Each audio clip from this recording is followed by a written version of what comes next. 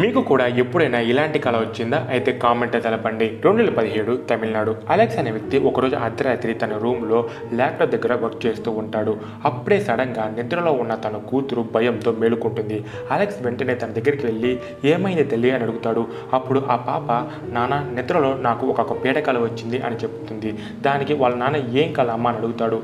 అప్పుడు ఆ పాప అమ్మని ఎవరో చంపేసి తన చర్మాన్ని ఎవరో పీకేసినట్లుగా వచ్చింది అని చెప్తుంది.